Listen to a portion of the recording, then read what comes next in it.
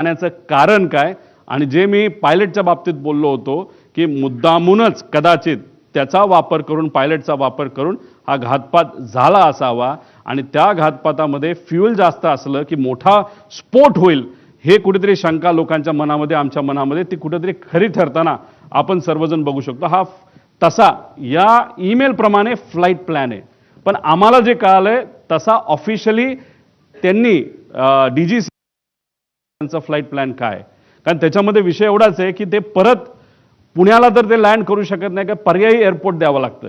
ते पुणे देऊ शकत नाही कारण का तिथं डिफेन्सचं फ्लाइंग सकाळी होतं, त्यानंतर मग त्याला सोलापूर देता येत नाही, त्यात सुद्धा अडचण आहे। त्याला जर दुसरं कुठलं तरी द्यायचं असेल तर ते फक्त चिपी एअरपोर्ट देऊ शकतात, पण ते पण नाही कारण त्यावेळेस तिथं धुक्का असू शकतं। पण असेल तर कुठलं तर मुंबईच असेल, त्यामुळे ते उगाच तुम्ही जो फेरफटका मारला तो न मारता अंदाज घेऊन 3000ची विजिबिलिटी जी 5000 पेक्षा कमी आहे, 5000 हे डीजीसीएचं नॉर्म आहे। एक तर तुम्ही उडायला नव्हतं पाहिजे हा आमचा मुद्दा आहे, आणि उडला तरी लँड करण्याचा प्रयत्न तिथं केला नाही पाहिजे, तुम्हाला परत मुंबईला यावं लागलं असतं। आणि पण फ्यूल भरलं होतं, 8 अधिकचे टँक होते असं आमचं मत आहे, आणि त्याच्यात परत जाण्यापेक्षा डायरेक्ट हे विमान खाली आदळण्यात आलं, हे मुद्दामून आदळण्यात आलं असं आम्हाला आता त्या ठिकाणी वाटायला लागले। पुढं आता ह्याच्यामध्ये सर्वात म्हणजे विमान टेक ऑफ हे मी तुम्हाला सांगितलं, फ्लाइट प्लॅनची माहिती आपल्याला लागेल। आता फ्लाइट प्लॅनच्या बाबतीत तिथं एक गोपी नावाचा VSIचा हँडलर आहे, लय करामती आहे, मुंबईमध्ये तो बसतो। आता हे काय करतात, फ्लाइट प्लॅन हे मॅन्युपुलेट करू शकतात।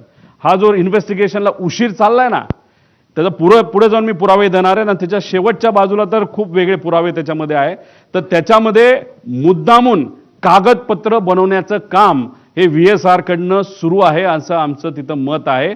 आणि याच्यामध्ये जर तुम्हाला डॉक्युमेंटेशन बघायचं असेल, इन्व्हेस्टिगेशन एजन्सीला सांगायचे ईमेलचे पुरावे तिथं बघितले पाहिजे, कारण हेड ऑफिस दिल्लीला आहे, दिल्लीवरनं फ्लाइट प्लॅन हा खाली या गोपीकडे आला असावा, गोपीला ते प्रिंट केला असावा, त्याच्यावर सह्या घेतल्या असाव्या। त्यामुळे फ्लाइट प्लॅन आणि हे सगळे डॉक्युमेंट आहेत, हे कागदी डॉक्युमेंट न घेता CCTVच्या खाली केलेले त्या तारखेचा CCTV असणारे, नाही तर ईमेलचं प्रूफ त्याच्यामध्ये बघा। हे जे कागदपत्र आता ते सगळे मॅन्युपुलेट करतील एका खोलीमध्ये बसून, कुपा करून कागदाला कागद जोडण्याचा प्रयत्न त्या ठिकाणी फक्त करण्यासाठी करू नका। डिजिटल प्रूफ आम्हाला पाहिजे, ही मागणी आमच्या महाराष्ट्रातल्या लोकांची आहे। पुढं आता ब्लॅक बॉक्स पुढं जळतो का?